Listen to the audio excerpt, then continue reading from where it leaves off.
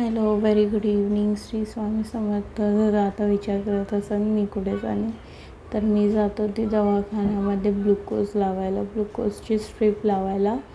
कारण की कालच मी गेली होती डॉक्टरकडे. डॉक्टर बोलले की बिलकुल बरं नाही वाटलं तर लगेच ये, मी स्ट्रीप लावतो तुला.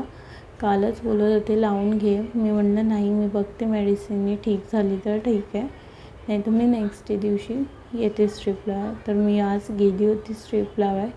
स्ट्रीप म्हणजे ग्लुकोजची बॉटल, 2 ग्लुकोज बॉटल चढवले होते. दोन्ही पण मोठ्या होत्या आणि मोठ्याच म्हणजे असतात त्या. तर मी घरी येऊन जेवून वगैरे मेडिसिन वगैरे घेतली. मेडिसिन घ्यायला पण माझी एवढे नखरे ना, 3च गोळ्या होत्या, तरी मी खूप जास्त नखरे केले. कारण की लिटरली मला बिलकुल नाही, आणि कोणालाच नाही आवडत औषध वगैरे. डोळ्यातून पाणी यायचं थांबत नव्हतं. अक्षरशः एवढं रडू येत होतं ना की विचारू नका. की म्हणजे माझ्यातून पण चांगल्या आहेत सुंदर पोरी, त्यांना नजर लागतं की नाही, आणि कोण कोण नजरवरती विश्वास ठेवतं मला नक्की कॉमेंट करून सांगा की बाबा मी पण नजरवरती विश्वास ठेवते.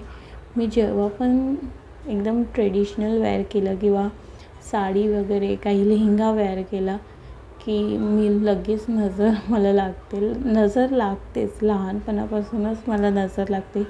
मी एकदम छान सुंदर सारखी तयार झाली ना, मग नक्कीच मला नजर लागते. मला कॉमेंटमध्ये सगळ्यांनी सांगा की कोण कोण नजरवरती विश्वास ठेवतं. तर इथे मी टॉनिक घेतलं होतं, डॉक्टरने हे रेफर केलं होतं टॉनिक बुकेसाठी. तुम्ही पण ट्राय करू शकता. हे खूप छान आहे. याचं म्हणजे व्हॅल्यूज पण खूप चांगले आहेत. हे मला त्यांचं पर्सनली क्लिनिकमधून दिलं होतं हे टॉनिक, आणि हे टॉनिक घेतलं, जरासं बरं वाटलं.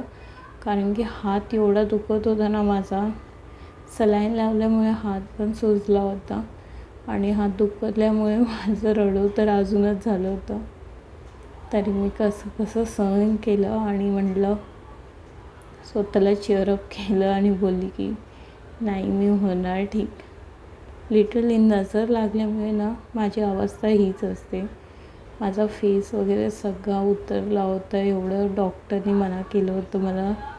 थोडे दिवस बोलले होते सुट्टी वगैरे घ्या, आराम करा, पण मी म्हटलं नाही, नको, उगाचच सुट्टी वगैरे घेतली की इश्यू होईल.